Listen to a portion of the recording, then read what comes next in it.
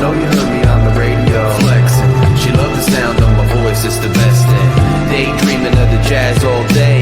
Pick up the phone late night with Larry K. I know you heard me on the radio flexing. She loved the sound of my voice, it's the best thing. Daydreaming of the jazz all day. Pick up the phone late night with Larry K.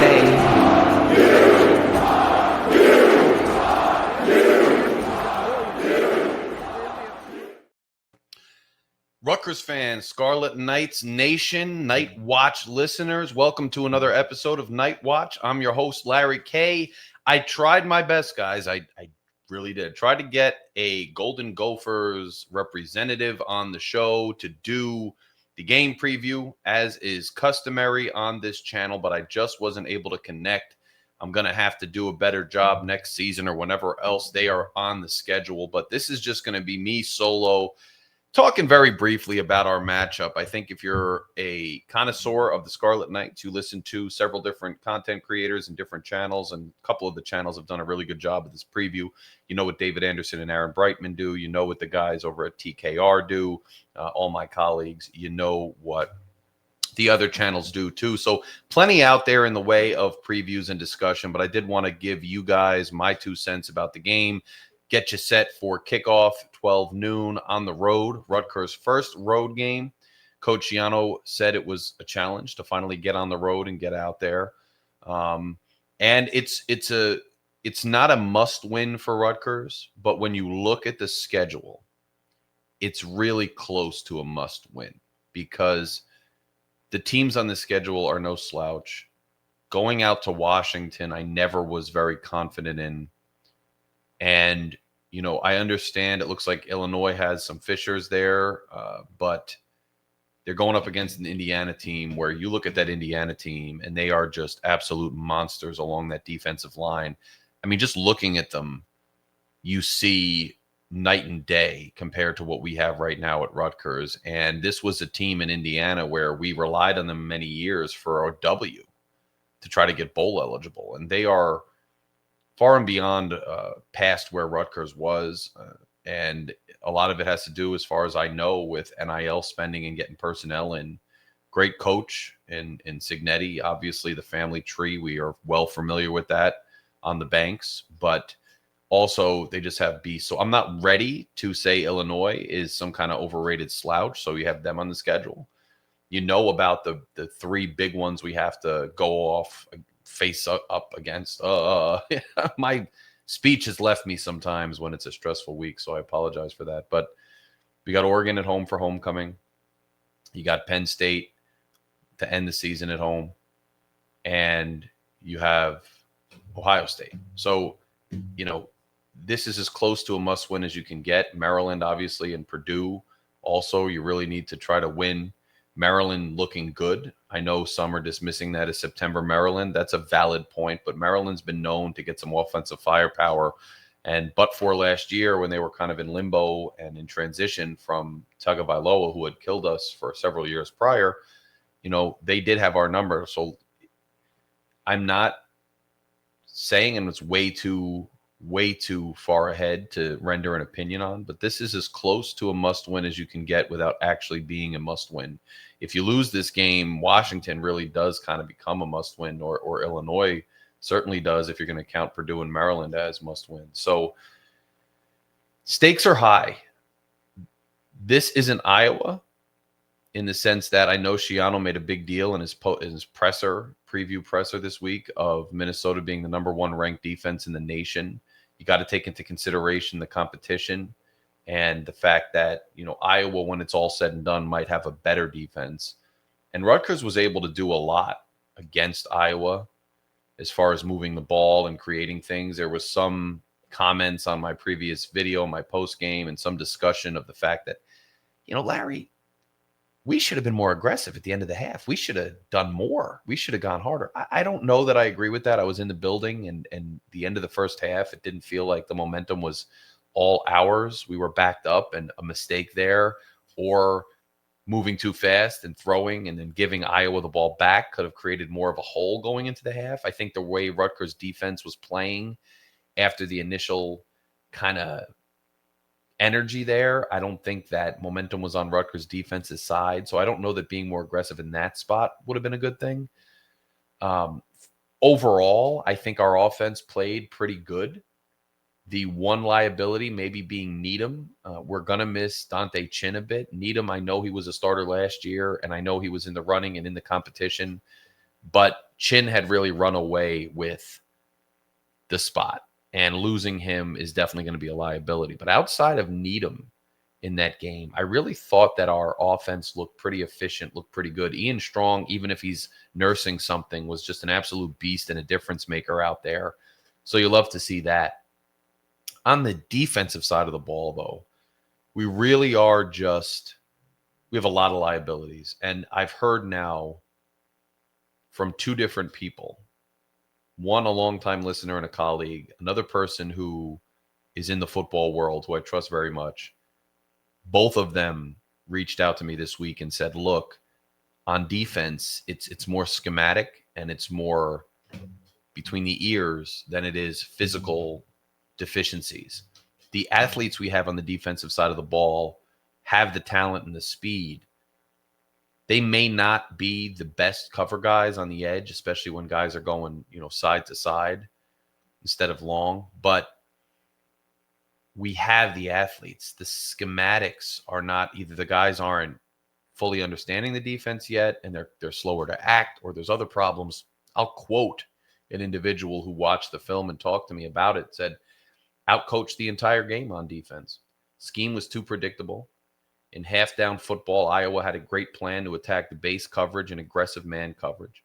In situational football, third down, red zone, goal line, they had RU pegged.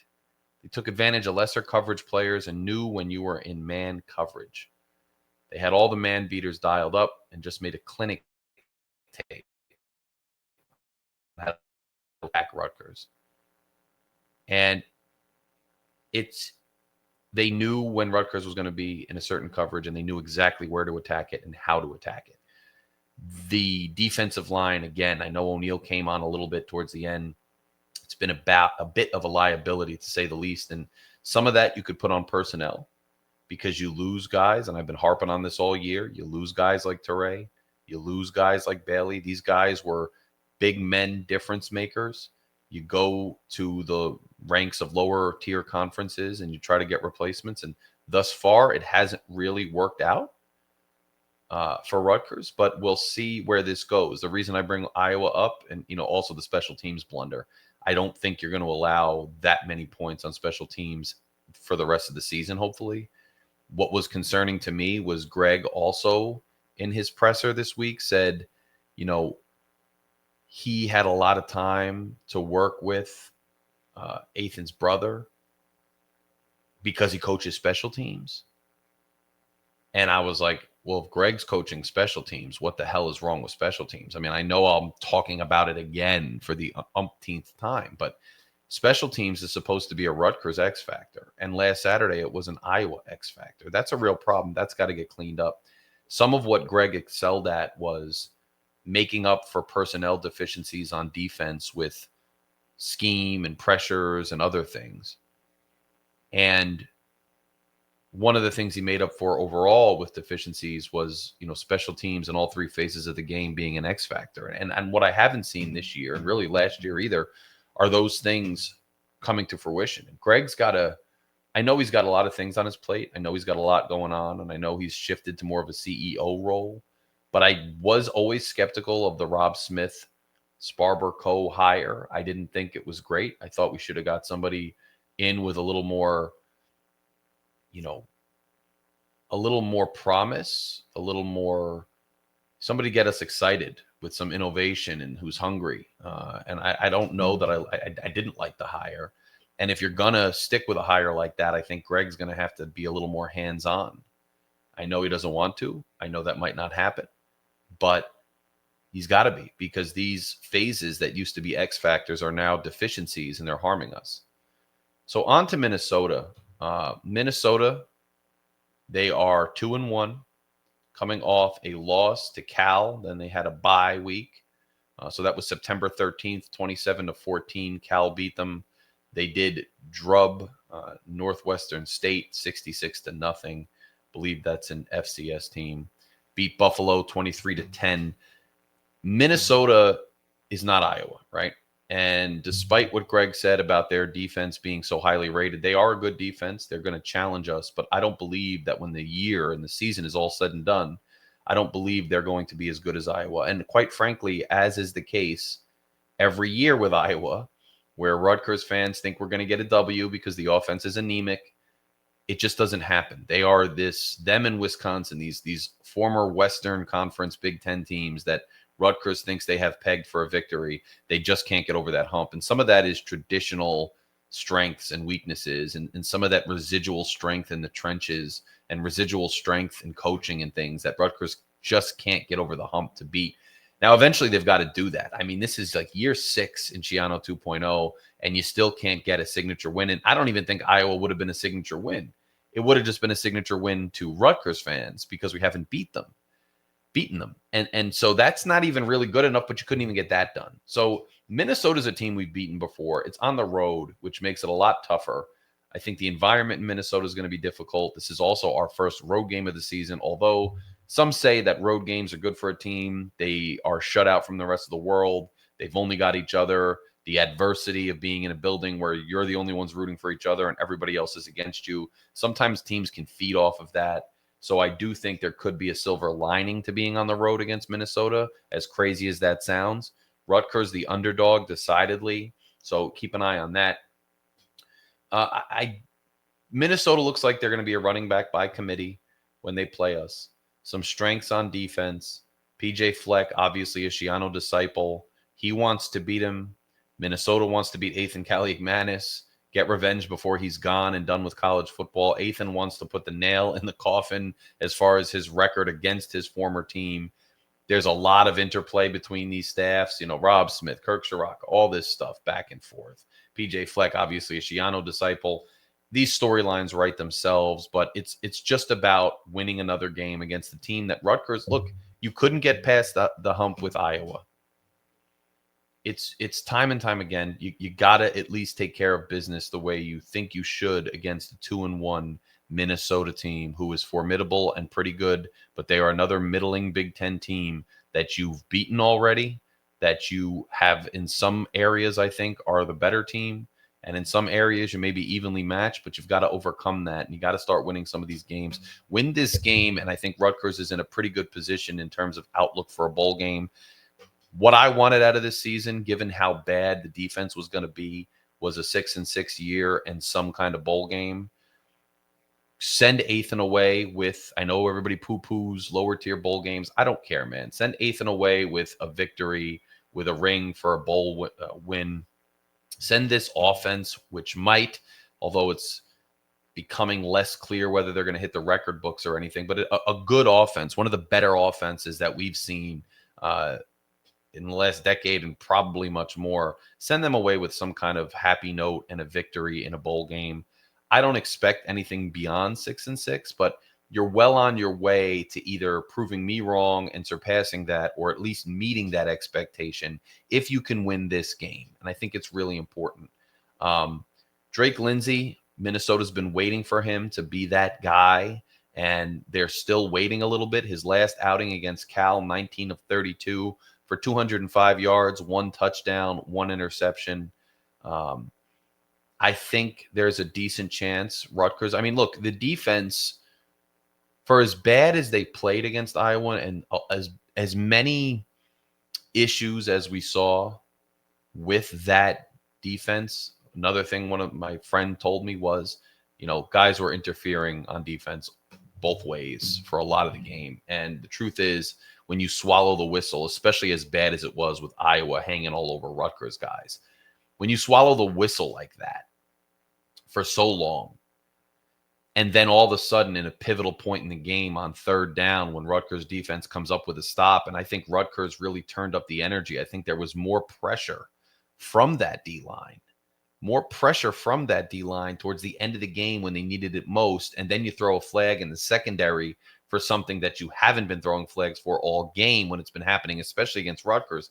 On some plays and some drives that could have made the difference already in the score, it hurts. And the reason I bring that up is just that as much as this defense has struggled, and I think will struggle, and I think it's well documented, I still do also think that the defense played better in spots. And I know some people are going to ridicule me for it, but in spots, the defense rose to the challenge a little better against Iowa than I expected them to. Does that mean that they're going to turn the corner? I don't necessarily think so. Does that mean they're going to emerge as some? I don't think so. Seeing O'Neal get going was nice. You probably lose Moses Walker for some period of time, if not the entire season. It wasn't like he was setting the world on fire, but another linebacker going down who had seen reps, who has athletic talent. It's never a good thing. So the defense is going to continue to be a concern throughout this season, and there's no way out of it. There's no way around it. I think it's got to be a really big issue in the offseason to get corrected. But in spots, they were able to make stops, including early in the game. After that special teams touchdown, Rutgers scores, and they make a stop. And that's how Rutgers is able to kind of get ahead in that tit-for-tat game that we had, despite Iowa scoring first. There were stops in the second half, too, that really led to Rutgers being able to take that lead. And if not for that flag, there was a stop at a pivotal point in the game. So you're going up against Lindsey, and you're going up against an offense that, look, they gave you trouble, but you've beaten them. And they're formidable, and you're on the road, but you've beaten them. So, you got to go out there and try to beat them. They have, Brockington as a pretty good wideout. And he came down, what was it? 8 receptions for 106 yards, averaging 13.2. You got Tracy, you got a couple other guys in there, but there's not necessarily a huge plethora of guys you have to watch out for. So you got to go out there and make sure you get the right coverage on the guys that can hurt you. They might be down. I think they're down their best running back, maybe. You got to do better against the run. That's been a problem for this defense all year. Schematically, Rob Smith has got to find a way to figure this thing out. If there's personnel issues, if there's individual issues with guys not making the right reads or taking the right angles or knowing where they're supposed to be, or athletically or some combination of both, you've got to do something to figure it out. You made the brilliant call, and I don't want to keep going back to this, and you're not going to be able to pull this off every down. I understand.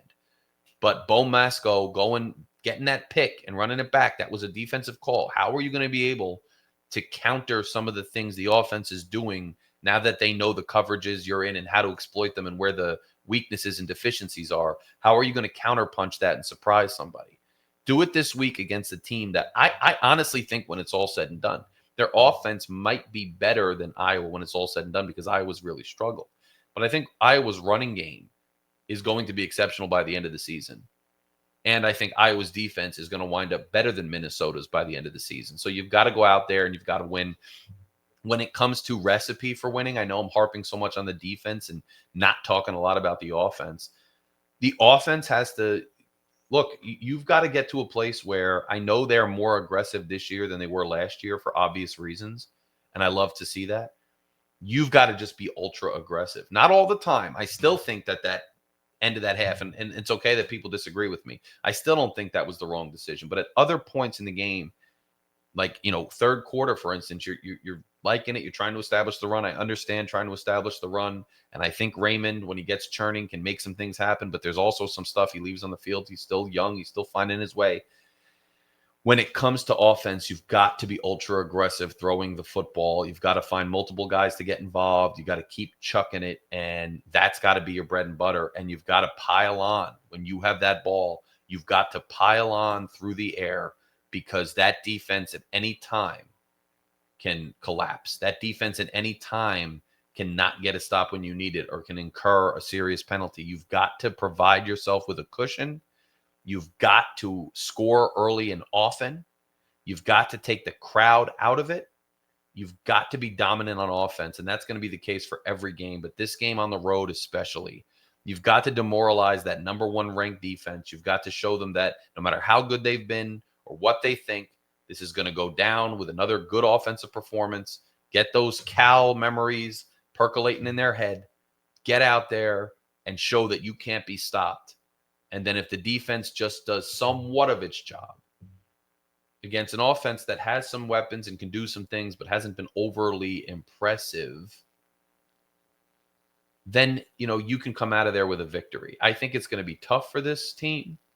Like every game, I think any one of the games that we're counting on to be wins are going to be toss-ups and slugfests. And I think some of the ones that we expect to be losses might get ugly. That's just unfortunately where we are on defense, despite how good the offense is.